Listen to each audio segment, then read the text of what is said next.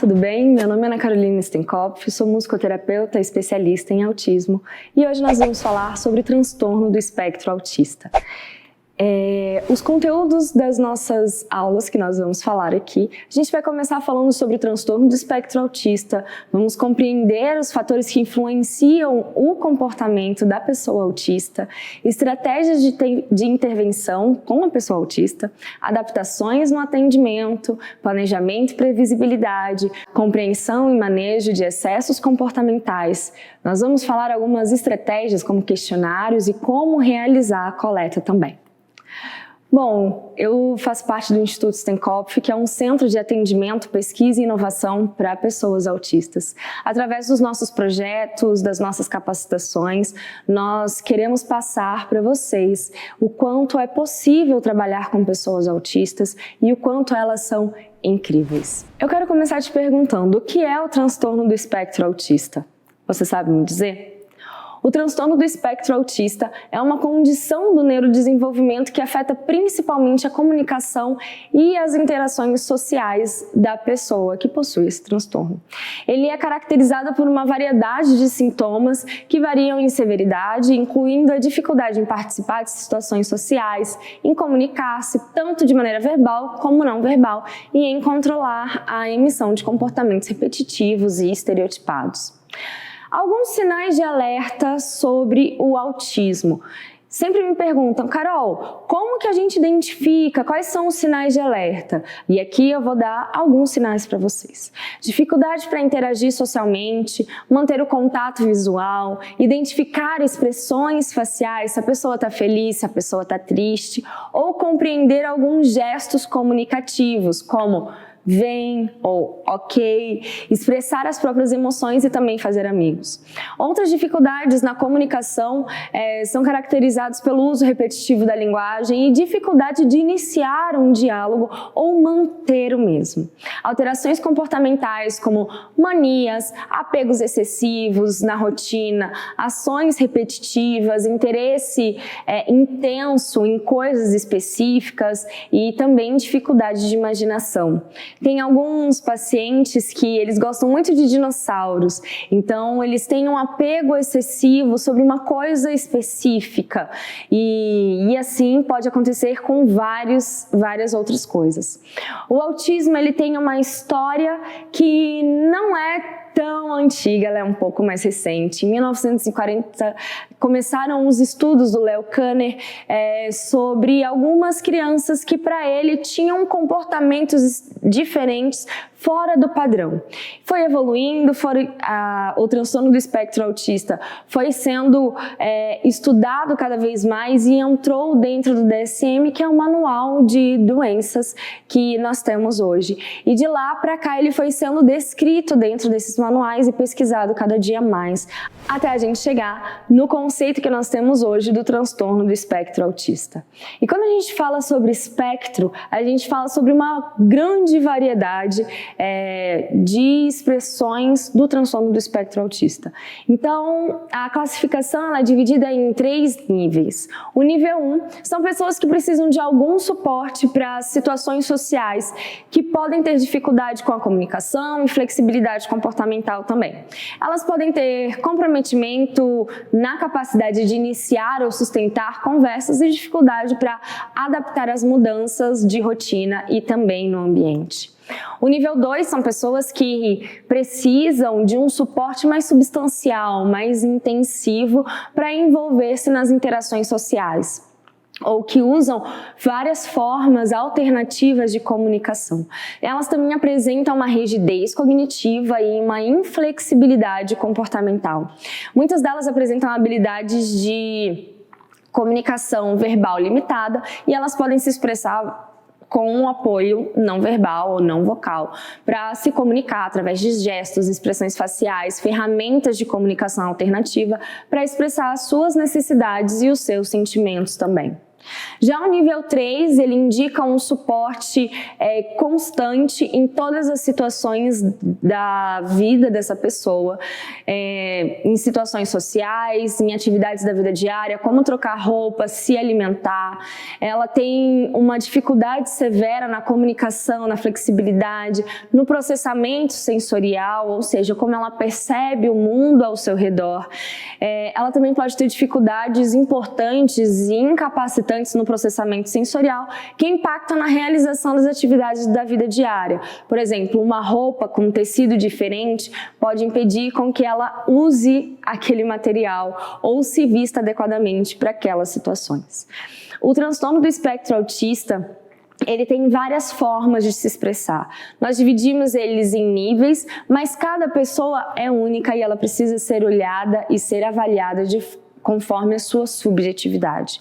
O diagnóstico do transtorno do espectro autista, ele é dado de forma clínica, ou seja, com observações, avaliações clínicas dos comportamentos, das situações sociais e da comunicação. Não existe um checklist de você faz isso, você faz aquilo, você é autista. Não é assim que funciona o diagnóstico. O diagnóstico, ele é um diagnóstico que precisa de uma gama de profissionais, de um olhar diferenciado, e só pode dar o laudo de autismo um médico capacitado e com vivência nessa área. Agora nós vamos falar sobre situações sensoriais que podem impactar na adaptação e na expressão e percepção dessa pessoa autista. As dificuldades sensoriais podem ser muito importantes no desenvolvimento da pessoa autista. As pessoas autistas, elas experimentam grandes desafios sensoriais. Esses desafios são relacionados com o cérebro e como que ele processa e responde a essa informação sensorial, incluindo luz, som, cheiro, sensações táteis, proprioceptivas e nociceptivas. A gente pode observar que as pessoas autistas, elas têm uma hipersensibilidade, ou seja, em certa modalidade de estimulação como sons, ruídos, luzes, cheiros e texturas. Esses estímulos, eles podem gerar uma sobrecarga e até dor e pode conduzir a outros transtornos como estresse e ansiedade.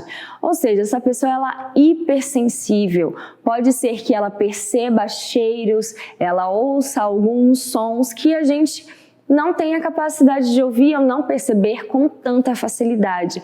Elas são sensíveis àqueles estímulos. Então é muito importante a gente observar e passar por uma avaliação. Toda pessoa autista precisa passar por uma avaliação para ver como que ela reage a essa percepção ambiental e como que ela entende o mundo ao seu redor. Também tem pessoas autistas que são hipossensíveis, ou seja, ela tem baixa sensibilidade para os estímulos, como o toque, a temperatura. Então tem algumas crianças, pessoas autistas, que pode estar super frio e ela não vai sentir frio por essa hipossensibilidade que ela apresenta. Elas podem buscar ativamente certas sensações como pressão profunda, vibrações e engajar em comportamentos de autoestimulação, como rock, girar-se, mover-se continuamente em busca dessas sensações. Existe algo muito importante que a gente precisa indicar também para as pessoas autistas, que é essa parte da integração sensorial. As pessoas autistas, elas podem ter dificuldade de integrar todas as informações dos sentidos, por isso que a gente chama de integração sensorial. Elas podem ficar sobrecarregadas e confusas e ter dificuldade de compreender o que está acontecendo ao seu redor. Então essa integração dos sentidos para a pessoa autista pode ser um pouco mais difícil, porque ela não consegue processar vários estímulos ao mesmo tempo. E ela pode se sentir cansada, pode ter comportamentos disruptivos, porque ela não consegue entender que lá fora está passando carro, do outro lado tem uma buzina, ali atrás tem pessoas conversando, ela não consegue processar o tato, de sentir o que está acontecendo, tudo isso ao mesmo tempo. Então essa integração dos sentidos pode causar um desconforto muito grande para as pessoas pessoas autistas. E também tem um outro lado que é a busca sensorial. Então, pessoas autistas, elas podem se engajar em movimentos por busca sensorial, como flapping, rodar muitas vezes e muito forte e não ficar tonta.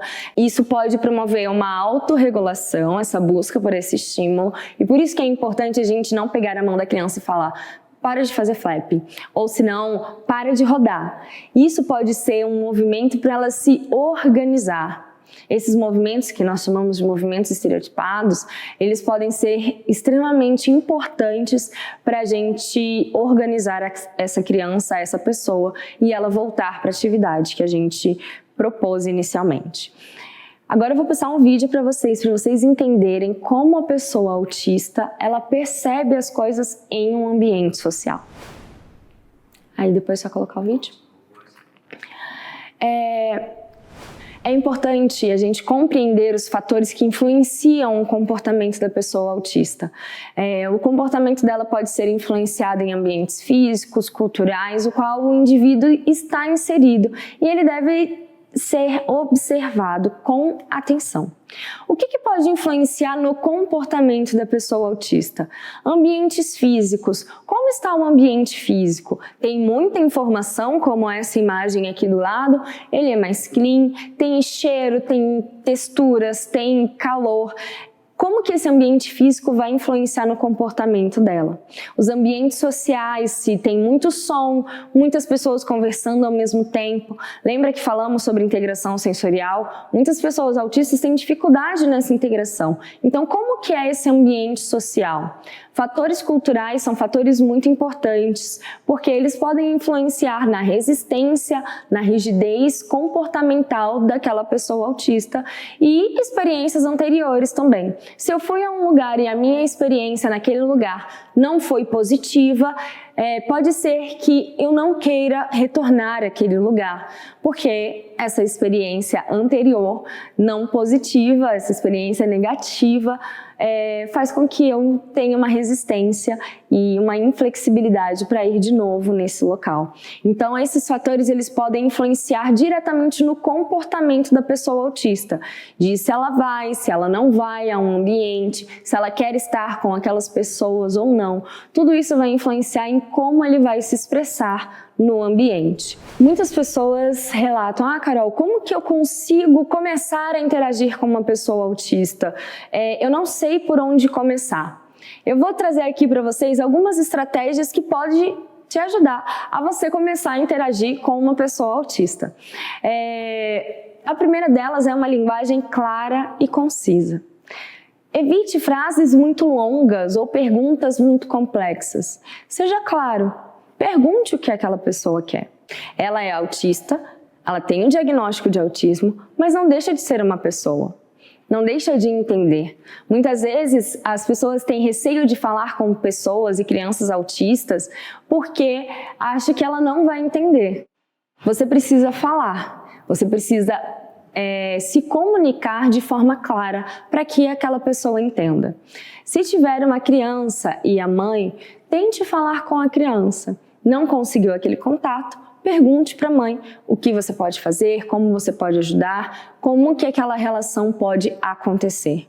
A segunda dica que a gente pode trazer para vocês é: use recursos visuais. Pessoas autistas, elas têm uma facilidade em entender o que vai acontecer ou como vai acontecer essa relação se ela tem uma rotina visual, se visualmente ela consegue acompanhar o que vai acontecer. Muitas vezes eu contar uma história é muito abstrato, então se eu trouxer imagens do que vai acontecer ou imagens do que eu estou falando, vai facilitar essa sua interação com a pessoa autista. Outra dica: seja paciente. Tente entender e esteja disponível para entender o que aquela pessoa quer falar com você. Muitas vezes a gente chega com conceitos já prontos. A pessoa autista não olha para mim, não gosta de toque, não interage. Desconstrua os seus conceitos. Seja paciente e esteja aberto a se conectar com outra pessoa. O diagnóstico faz parte de quem ela é, mas não deixa de ser uma pessoa capaz e que tem potencialidades. Seja paciente e esteja atento aos sinais e à comunicação dessa pessoa autista. Evite sobrecarga sensorial, ou seja, procure ambientes mais tranquilos para você trabalhar e conversar e se comunicar com uma pessoa autista. Evite colocar uma música e conversar e um jogo ao mesmo tempo. Procure fazer um de cada vez. E aí você evita uma sobrecarga sensorial e você evita também que o comportamento daquela pessoa seja um comportamento não favorável para o que você quer fazer. Outra coisa, use elogios e recompensas. Quem não gosta de elogio? Todo mundo gosta.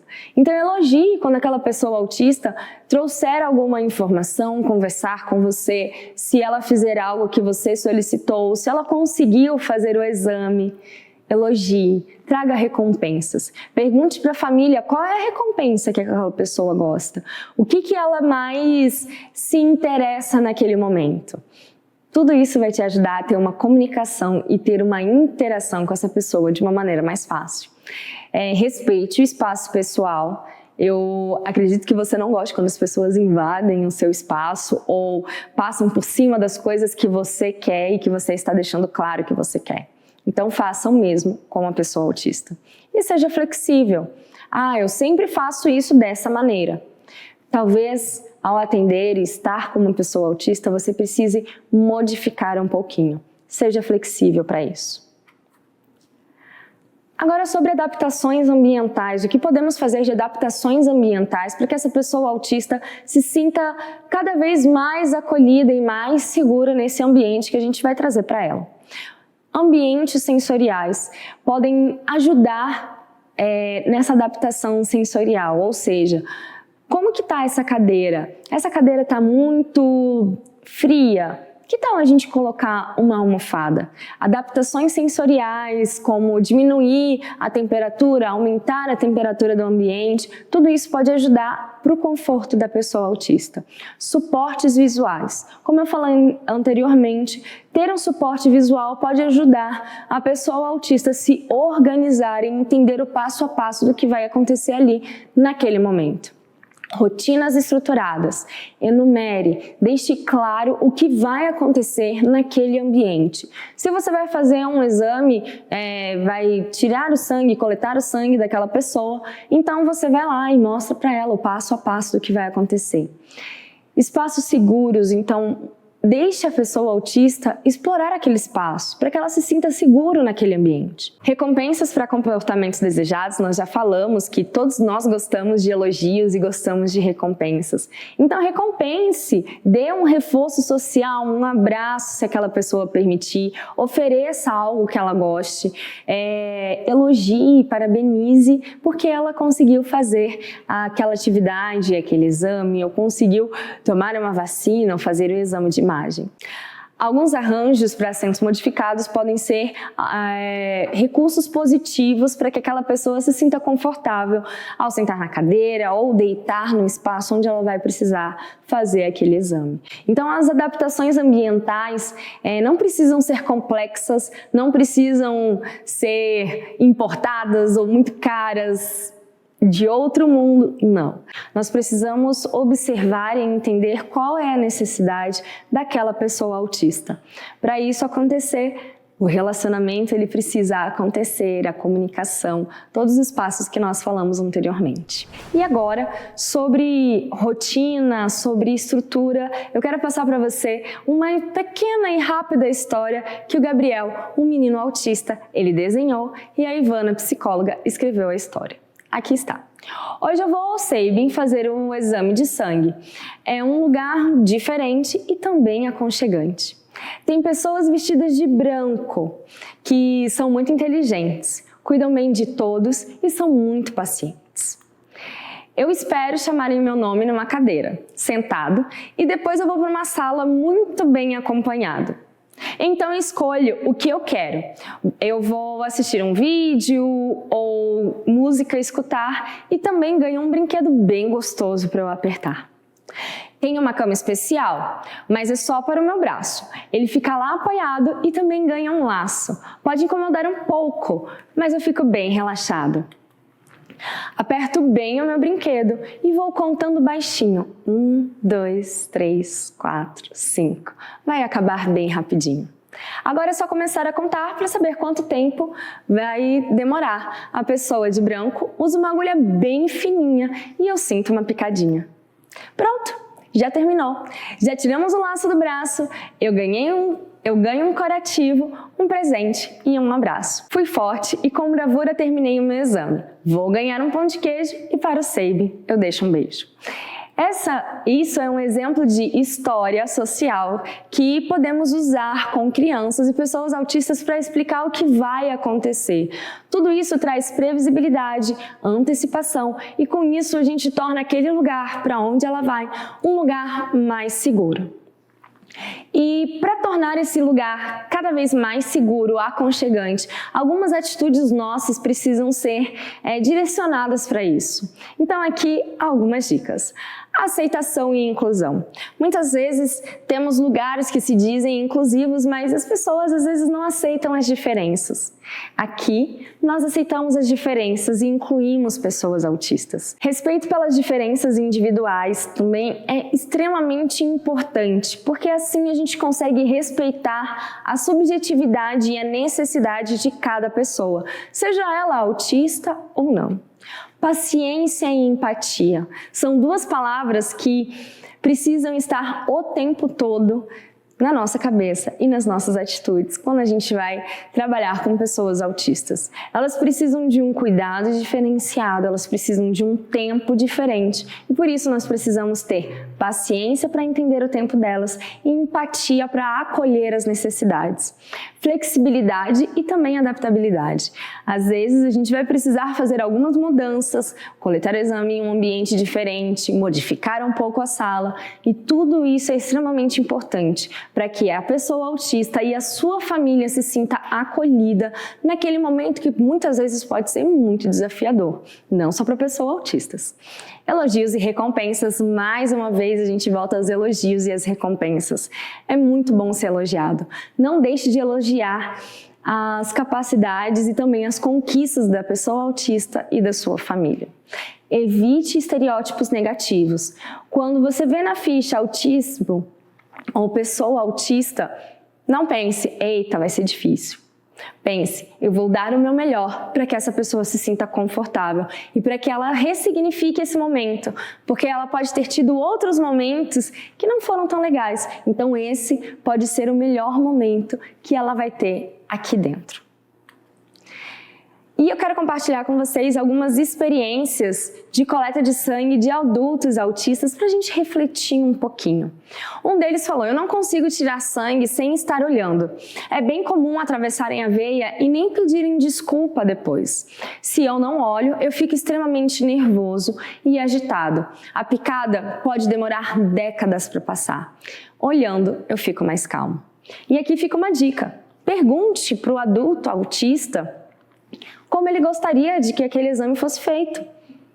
Pergunte, não tenha medo, não tenha receio. É extremamente importante ele se sentir ouvido, se sentir acolhido. E quando você pergunta, como pode ser melhor para você esse momento? E ele falar, eu gostaria de ficar olhando. Deixa ele olhar, explique para ele tudo o que está acontecendo.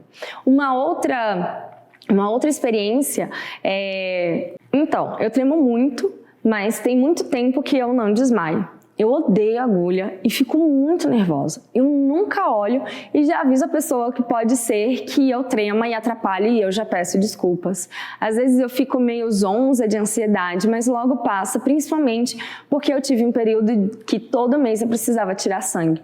Aí eu acho que eu me acostumei um pouco. Agora vamos ouvir experiências de pais, de famílias que passaram pela experiência de tirar sangue. O que funciona aqui é história social. Lembra aquela história que eu mostrei para vocês? Então, aquilo é história social. E muita conversa antecipada. Forçar a criança de forma alguma. Barganhar, comprar uma lembrancinha, chocolate. E se conseguirem coletar o sangue, isso também funciona. Lembra quando eu falei de reforço positivo, de elogiar ou se não dar uma recompensa para a criança? A família está falando que funciona.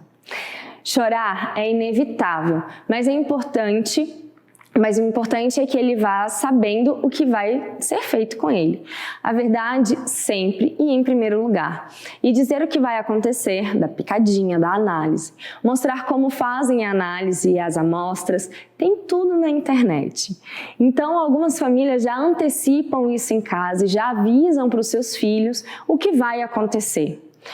O Sabin, que fica no final da Zanorte, tem pessoas muito especializadas. Eu esqueci o nome do rapaz, inclusive muito procurado, mas realmente é um processo muito traumático.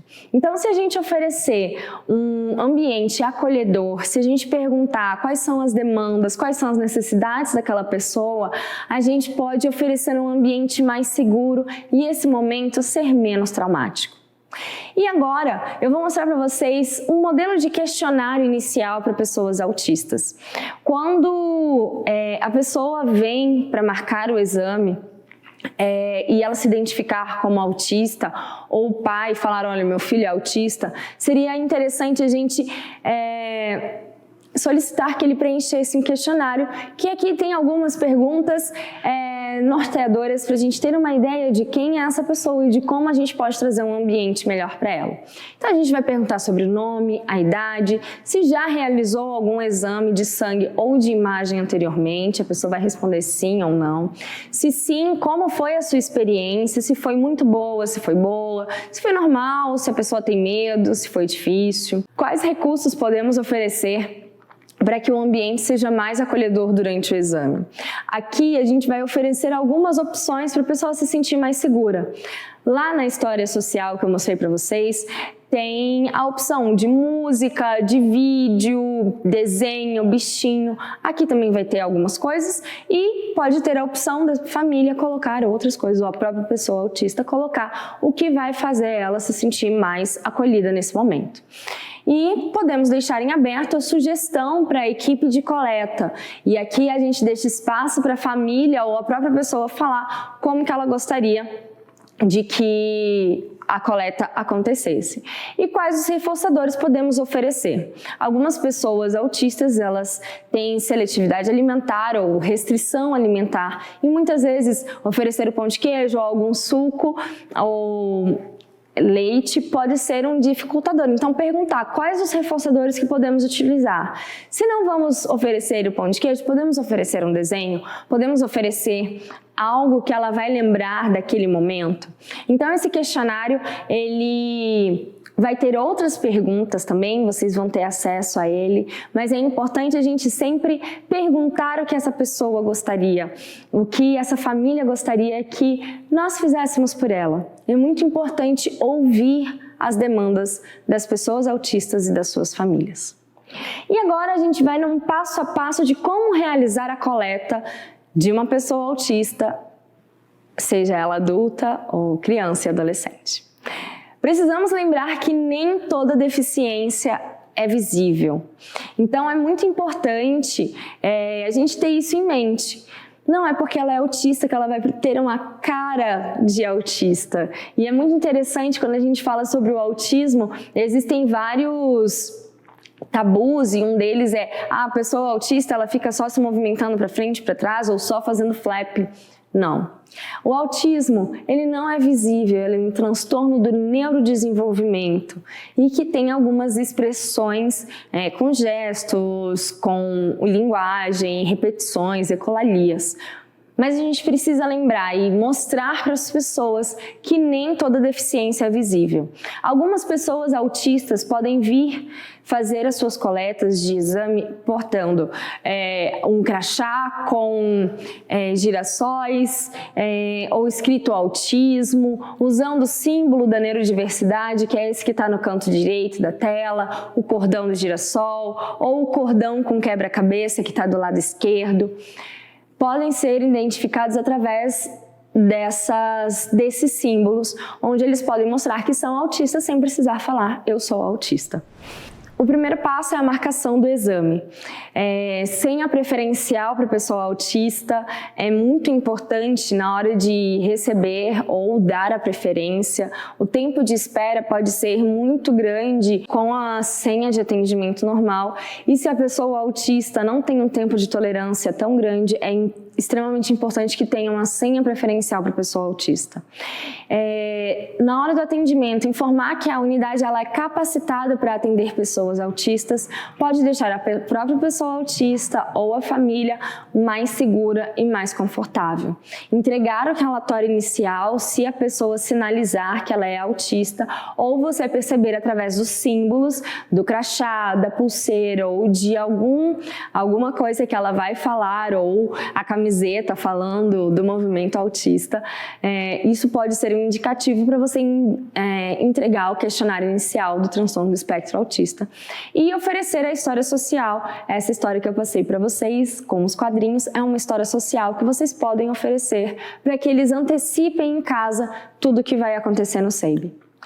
Na hora da coleta, é importante quem for fazer a coleta ou o exame, ler atentamente o questionário inicial, porque ali vão ter informações importantíssimas. E se não tiver o questionário inicial, é muito importante você conversar com a família ou a pessoa autista.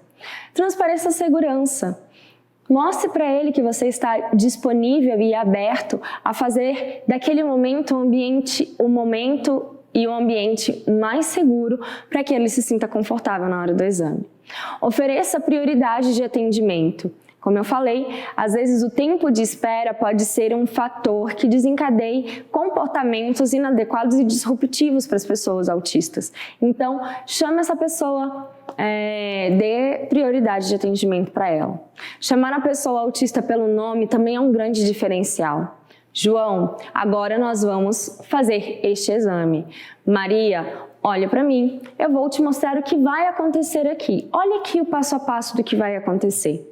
Apresente a rotina do exame. Mostre para a pessoa tudo o que vai acontecer. O que é óbvio para você, que já trabalha nessa área, pode não ser óbvio para a pessoa autista que pode estar ali indo pela primeira vez. Então, apresente sempre o que você for fazer. Seja paciente, mais uma vez. A paciência, ela precisa fazer parte do atendimento da pessoa autista e da sua família.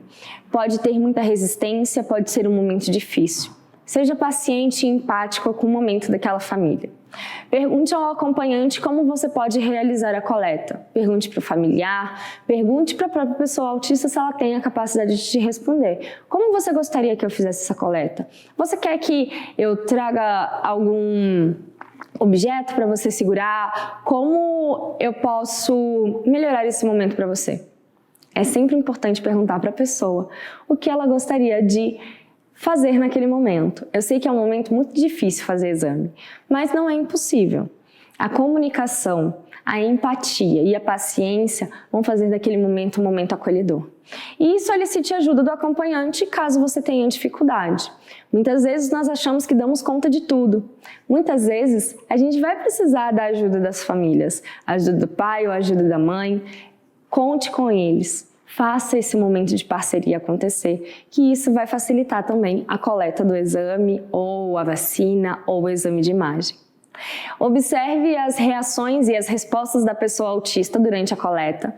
Pode ser que ela comece a mostrar para você sinais de que ela está impaciente, que ela quer sair. Sempre pergunte, eu estou percebendo que você está um pouco agitado, você quer andar? Você quer sair? Já deu tempo? A gente consegue ficar mais um pouquinho? Converse com a pessoa autista e verifique se está tudo bem. Então, pergunte para ela, está tudo bem? Você precisa de alguma coisa? Seja sempre solícito. Após a coleta, ofereça um lanche, um reforço, um elogio. Pergunte como foi o exame. Valorize a conquista. Não é fácil para a pessoa autista estar ali, não é fácil para aquela família. Se ele não conseguiu, fale para ele, está tudo bem. A gente vai tentar de novo, nós estamos juntos nessa. Se ele conseguiu, valorize aquela conquista, acolha aquela família e fale, tá tudo bem, foi lindo, foi ótimo, conseguimos, o próximo vai ser melhor ainda. E ouça as sugestões e as observações da pessoa autista e também da sua família. Então é isso, pessoal. Eu espero que o conteúdo tenha agregado mais informações para vocês, que tenha tirado as dúvidas. Se tiver mais dúvidas, estou à disposição. Muito obrigada!